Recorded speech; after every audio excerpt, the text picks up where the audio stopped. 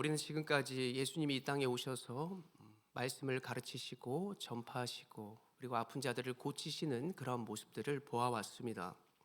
그러면서 특별히 예수님이 심혈을 기울이신 그런 모습과 집중한 사역이 있는데, 그것은 바로 제자를 삼아서 훈련하시고 그리고 자신과 같은 복음을 나타낼 수 있는 사람을 주님께서 인도하시고 가르친다라고 하는 것입니다.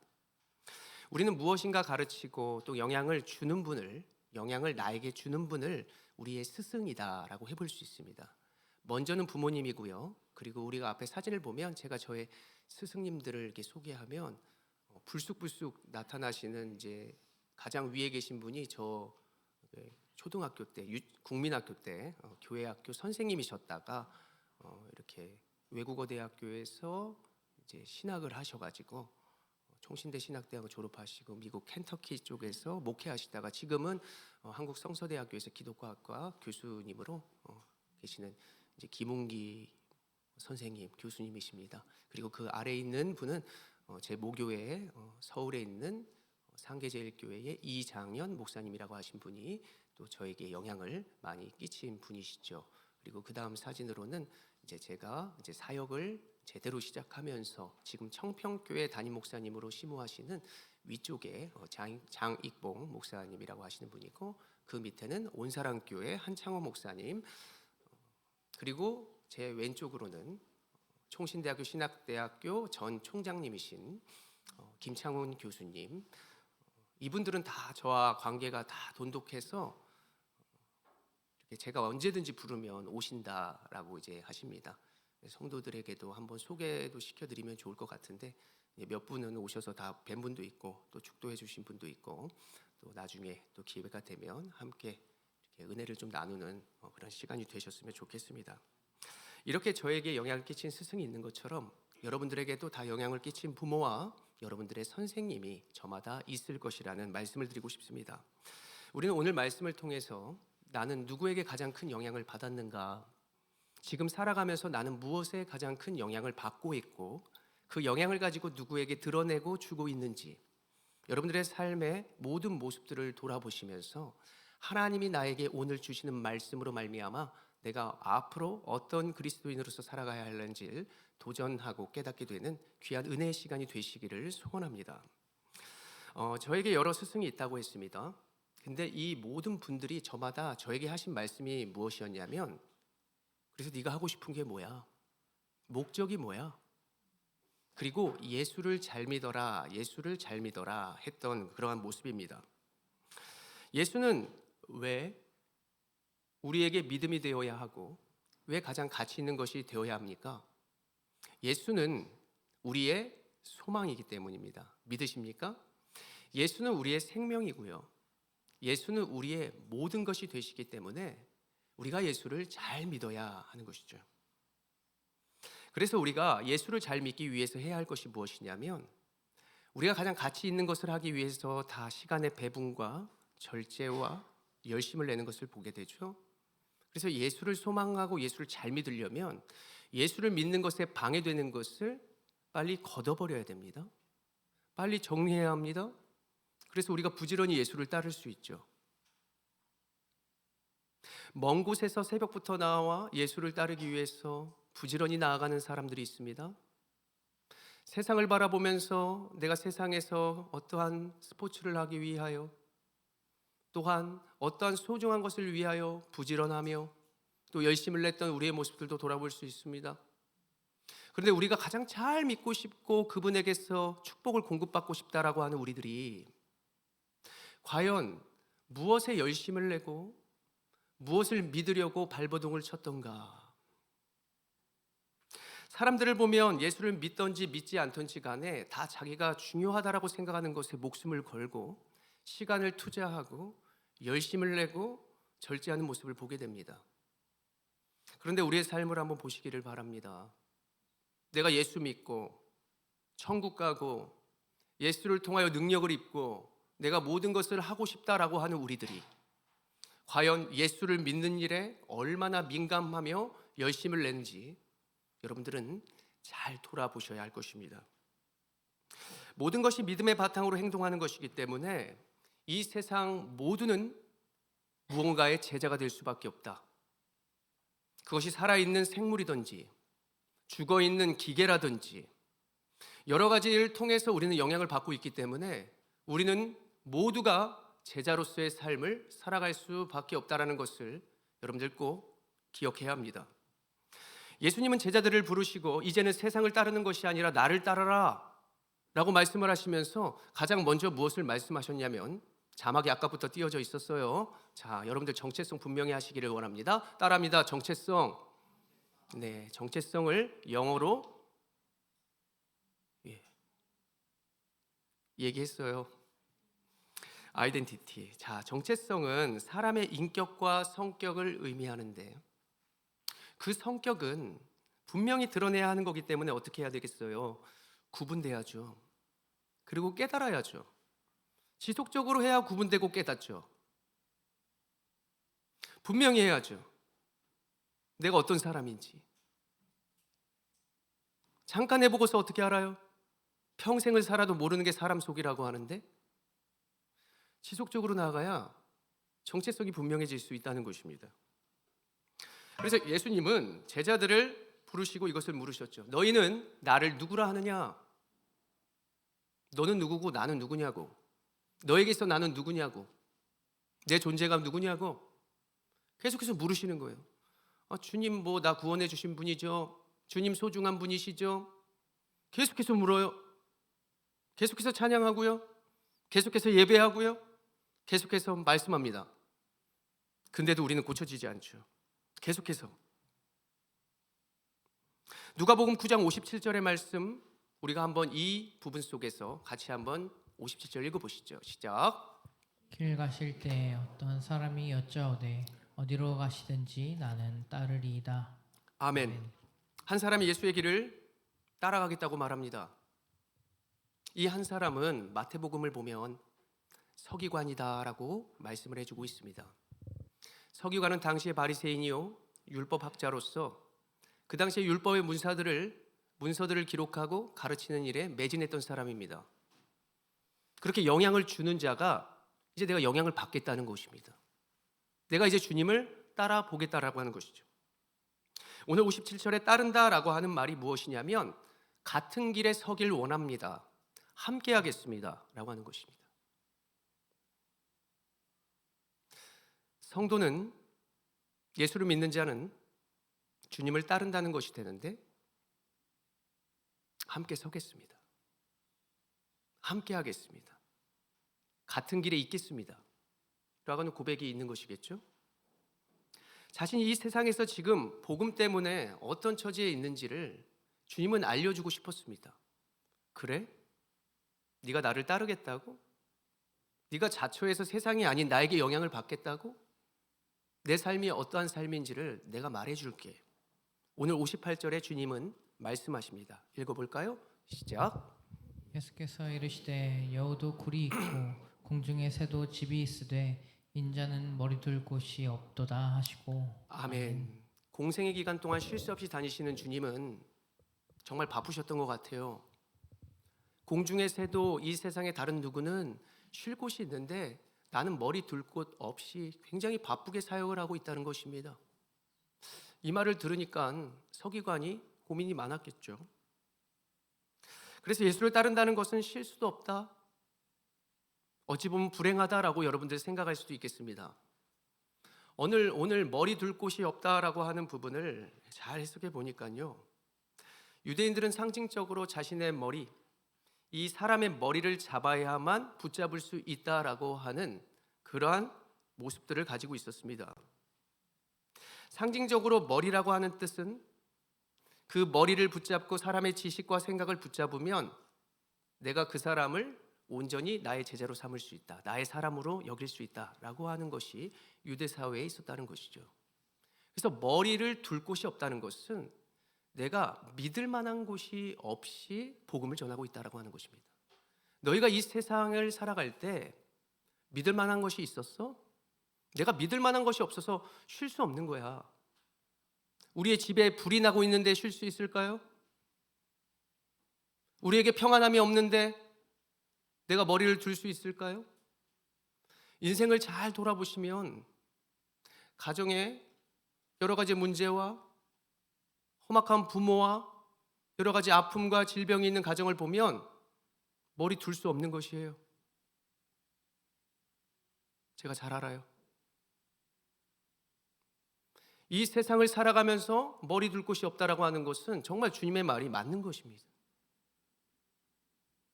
그런 삶에서 내가 나아갈 곳은 어디인가? 너 그거 알고 지금 나 따라오려고 하는 거지? 라고 하는 것을 물으시는 것 같죠. 사람은 살면 무엇을 잡으려 합니까? 믿을 만한 것을 잡으려 하죠. 여러분들 무엇을 잡고 있습니까? 머리채 잡고 싸워요. 세상을 살아가면서 우리가 잘 돌아보면 정말로 믿을 사람 하나도 없고 믿을 여러 가지의 세상의 것이 없다는 것을 잘 알게 될 것입니다.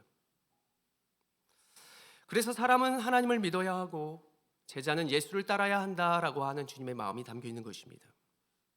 사랑하는 여러분, 정말로 내 마음이 쉴 곳이 어디라고 생각하십니까? 얼마나 여러분들이 인생을 살며 누리고 평안을 느껴보셨습니까? 저는 이 땅에 없다고 생각해요. 여러 가지 다 해봐도 계속해서 더 강력한 것과 그리고 더 심한 것들을 하지 않은 이상 우리 이 세상의 유혹에서 빠져나올 수 없고 그리고 이 세상의 중독이라고 하는 것이 너무나 무섭다는 걸 잘 압니다. 허탈하고 죽고 싶고 안 된다고 생각해서 폭발하고 이 세상은 정처 없이 사람을 미쳐가게 하는 것 같습니다. 제가 지난날 저의 모습을 보니까 저는 저의 인생을 살고 있지 않았어요. 남의 인생을 살았습니다. 어떠한 연예인이 그러한 옷을 입으면 나도 그러한 옷으로 흉내내는 것이죠. 그렇게 되면 내가 연예인이 된 것처럼 사람들이 나를 주목한다고 생각하는 것처럼 때로는 내가 부끄러우니까 남들이 다 나를 바라보면서 왜 저렇게 살지라고 그러한 눈치로 보는 것 같아서 주눅들고 실패하는 것만 같고 이런 생각으로 살아갔던 인생의 모습이 있더라는 것입니다. 이것을 허송세월이라고 하는 것이죠. 시간 낭비. 나에게 맞지도 않는 옷을 입고 맞지도 않는 음식을 먹으며 그러한 음식으로 내 몸은 나도 모르는 사이에 헤쳐져 가고 있다라고 사실이 바로 이 세상 가운데의 모습이라고 해볼 수 있습니다. 그래서 우리가 정체성을 분명히 해야 하는 것이 중요한데요. 그래서 구분됨이 필요하다. 때로는 빠지는 것입니다. 구분돼야 끊을 수 있어요, 여러분. 그 가운데서 깨달아지는 것이죠. 내 몸이 건강해지네? 내 생각이 달라지네? 왜 세상에 부르는 곳에만 민감하고 거기에만 부지런을 떨었던가? 주님이 불렀을 때 주님과의 관계가 온전히 되면 그 말씀이 찌르는 채찍 같아도 관계가 되기 때문에 믿는 것이죠. 아, 나 다 잘 되라고, 나 제대로 되라고 말씀하시는구나. 내 정체성을 분명히 하면서 내가 어떻게 살아가야 할런지를 분명히 하기를 주님은 주님의 제자로 부르신 다음 주님이 가르쳐 주고 계시는 것입니다. 그래서 우리가 제자 되기 위해서 그리고 예수님이 제자의 삶을 두 번째로 이것을 가르쳐 주시길 원합니다. 따라해 봅니다. 우선순위. 네, 우선순위입니다. 서기관에게 이러한 정체성을 말씀해 주고 계시는 가운데 예수님이 그 사람 말고 예수님을 따르는 무리 중에서 한 사람을 택해서 딱 말해요. 야, 너 나 따라라. 너 나 따라와. 누가 나를 지목한 겁니다. 무리들이 예수를 따랐다.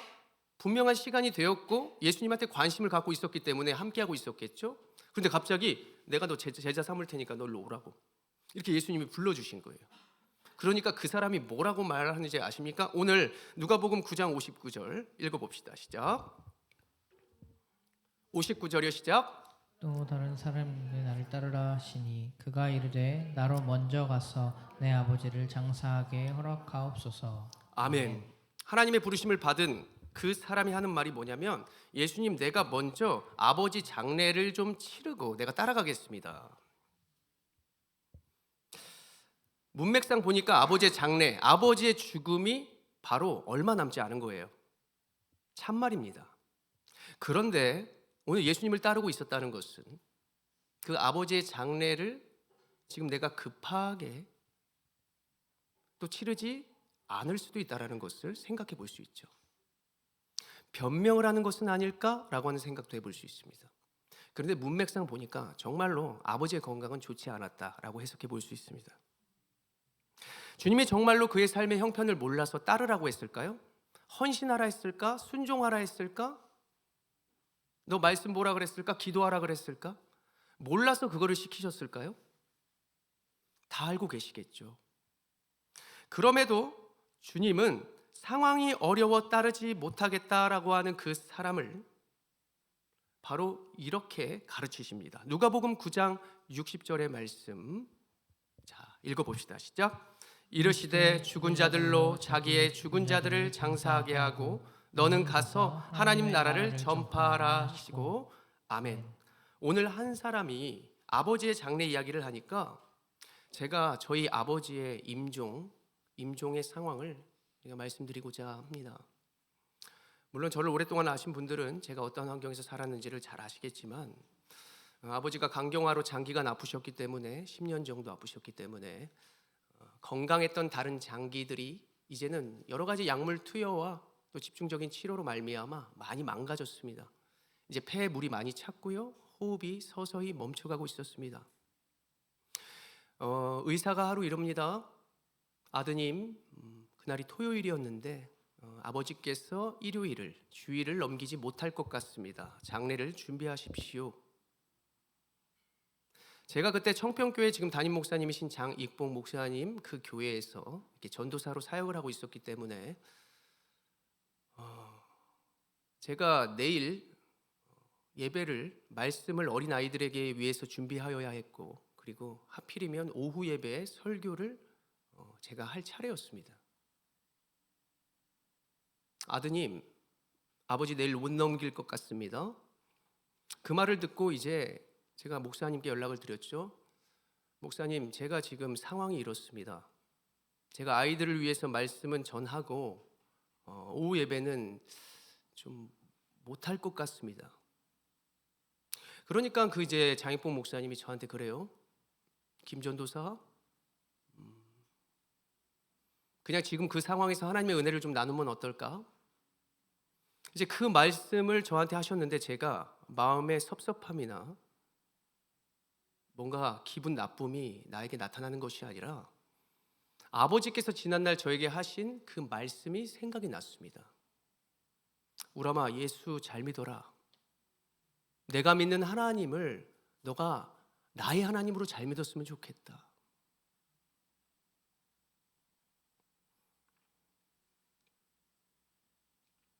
그 아버지의 지난날의 바램과 당부가 딱 생각나면서 그래, 내가 지금 거기 간다고 뭘 할 수 있을까? 내가 아버지를 위해서 할 수 있는 거 하나도 없는데. 그래서 지금까지 기도했고, 지금까지 예배했고, 지금까지 계속해서 주님께 구분되어 나아갔는데 막판에 내가 지금 간다고 뭐가 달라질까? 그래서 하나님께서 보내신 자리에서 모든 주관자이신 하나님께 모든 것을 맡기고 그래, 행동해보자. 그래서 저는 오후 예배를 드리고 그렇게 마지막 찬양을 성도들과 함께 불렀습니다. 눈을 감고 부르신 곳에서 나는 예배하네. 어떤 상황에도 나는 예배하네. 부르신 곳에서 나는 예배하네. 어떤 상황에도 예배하네. 아, 이게 정체성이구나. 이게 우선순위구나. 아버지는 주일을 지나서 예수님을 따라 월요일에 소천하셨습니다. 주님을 따라 그 다음 날 소천하셨습니다. 사랑하는 여러분, 우리는 어떤 상황 속에서도 모든 것을 아시는 하나님 앞에 다 양심이라고 하는 것이 있습니다. 저는 이것을 매번 말하죠. 거룩한 양심. 나는 누구냐? 누구의 자녀냐? 누구를 믿느냐? 그 정체성을 분명히 하고 우선순위를 생각해 봤을 때 모든 것을 아시는 하나님 앞에 무엇을 최우선으로 두었는가? 하나님이 그 중심을 보시고 모든 것을 이루시는 분인데 우리는 어떤 것에 그렇게 열심을 내면서도 주님 앞에서는 미루고 안 된다고 내가 이것만 좀 하고요. 주님 내가 이것만 좀 하고요. 나중에 늙어서 제가 아무것도 못할 상에 와가지고 주님 제가 할게요. 하나님은 사람이 없어서 우리를 부르신 게 아닙니다. 우리를 통하여, 우리의 강건함을 통하여, 우리의 능력을 통하여 안 되는 것을 되게 하고 예배할 수 없음을 예배하게 하면서 영광 받으실 주님이 우리와 이 땅 가운데 함께 하시고자 우리는 주님 앞에 선 줄로 믿으시기를 바랍니다. 그래서 우리가 이 믿음으로 마지막으로 하나님 나라를 소망하기를 하나님이 원하시는데요. 따라합니다. 하나님 나라를 소망하라. 우리가 소망하는 것에 우리의 몸이 가게 되어 있고 우리가 소망하는 것에 우리의 삶이 되게 있습니다. 하나님 나라 소망하지 않고 기도하는 사람들의 기도의 모습을 보면 하나님이 저한테 이렇게 말씀하셨어요. 그런데요, 저도 하나님의 응답이라고 생각했던 그 모든 기도를 보니까요, 지속적인 그 기도 제목을 놓고 성실함으로 기도를 해야 그게 분별이 되는 것이지 잠깐 나의 감정과 나의 분량에 응답되었다. 하나님이 나에게 이렇게 말씀하셨어. 그냥 예배만 열심히 드리라고. 나에게 이득이 있어야만 섬겨야 되는 것이라고. 눈앞에 뭔가 보여지는 유익과 나의 잘남과 성도들 앞에서 드러냄과 모든 세상에서 잘됨이 먼저 돼야 내가 이거 할 수 있습니다가 있을 수 있습니다. 기도할 때 내 생각이 하나님의 생각이 되었다는 것입니다. 그래서 소망한다는 것은 지속적인 것을 말씀하는 거예요. 여러분들 다 하나님 소망하시죠? 그리고 하나님 예배하시죠? 근데 잠깐 예배드리고 어떻게 하나님을 소망할 수 있을까? 내가 하나님의 뜻을 깨달을 수 있을까? 다 지난날에 여러분들의 신앙생활을 살펴보면 제자리 걸음 아니면 코로나 이후의 퇴보, 꼭 이렇게 해야만 내가 이렇게 할 수 있고 이러한 상황이니까 내가 이렇게 할 수 있다. 주님의 제자로 부르심을 받았고 오늘 구분됨을 받았는데 우리의 가정에서, 우리의 직장에서, 우리의 교회에서, 이 세상에서 나는 그 구분됨 속에서 무엇을 하고 있는가? 주님이 안 되는 곳을 우리를 불러주신 것 같아요. 저 사람 있으니까. 저 사람과 이 사람 달라요. 주님이 삼으신 제자의 모습이 다르다는 것입니다. 왜냐하면 지금 당장은 모여 있을지 몰라도 이제는 우리는 각 고을과 각 지역으로 퍼져서 복음을 전파해야 되기 때문에 지속적으로 그 자리에서도 하나님을 소망하고 예배하고 나아가는 모습이 필요하다는 것입니다. 그래서 주님은 오늘 이렇게 해야 한다는 것입니다. 누가복음 9장 62절의 말씀인데요. 같이 읽어봅니다. 시작. 예수께서 이르시되 손에 쟁기를 잡고 뒤를 돌아보는 자는 하나님 나라에 합당하지 아니하니라 하시니라. 아멘. 그래서 예수님의 제자란 지속적으로 하나님 나라를 소망하는 자가 되어야 한다는 것입니다. 말씀을 봅니다. 손에 쟁기를 잡고 돌아서면 안 된다라고 하는 것은요, 쟁기는 도구입니다. 여러분들이 타고 다니는 자동차일 수 있고 여러분들의 재물일 수도 있고 여러분들이 하나님을 예배하는 박수일 수도 있고 여러분들의 여러 가지 가지고 있는 도구입니다. 하나님을 향하면 그것은 영광의 도구요, 세상과 악한 일에 사용하면 그것은 세상의 도구입니다. 사람이 세상으로 나아가면 세상의 도구고 사람이 하나님께로 나아가면 하나님의 도구가 된다는 것입니다. 그런데 하나님께서 주시는 그 은혜와 은사들과 그 도구들을 가지고 내가 하나님을 섬기겠다고 그 쟁기를 들고 나아갔습니다.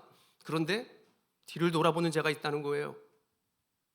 배교하고 이제 하나님을 믿는 사람들끼리 뒤에서 얘기나 하고.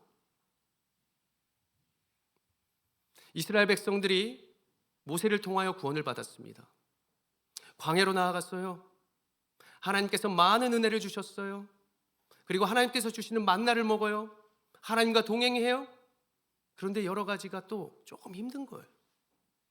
왜 어려움을 주실까? 앞으로 소망할 가나안 땅에서 그들이 모든 것을 정복하고 이기고 그리고 주님에 대한 살아계심을 증거해야 하니까 주님은 그들에게 예배의 훈련 그리고 여러 가지의 삶의 훈련들을 하시면서 광야의 길로 광야 학교로 나아갔습니다.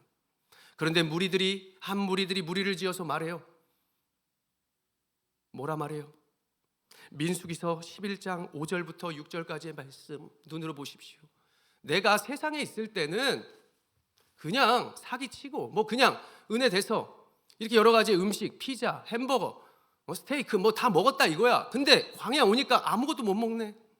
이전에는 소고기 먹었는데 이전 같으면 내가 좋은 차를 탈 텐데 내가 이전처럼 살면 세상에서라면 이렇게 했을 텐데 주님 믿으니까 아무것도 없다.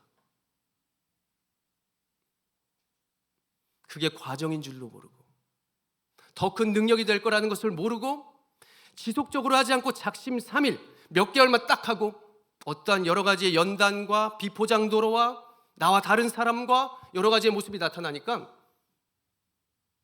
핑계대는 거죠. 아무것도 없다고. 기도했다고. 예배 받다고. 그래서 하나님은 그 무리들을 생각하게 하시면서 우리가 과연 하나님께서 주신 그 도구를 가지고 어디를 향하고 있는가?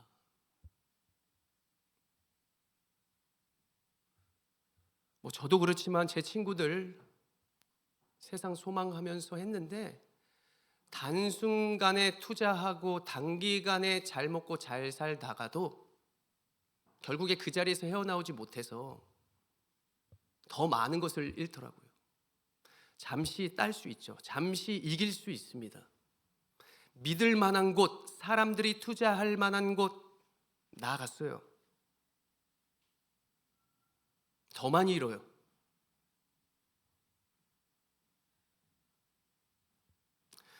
사랑하는 여러분, 이스라엘 백성들은 광야 학교를 조금만 버티면 금방 들어갈 수 있고 금방 나아갈 수 있는 그 소망의 자리에서 쟁기를 들고 뒤를 돌아봐 가지고요.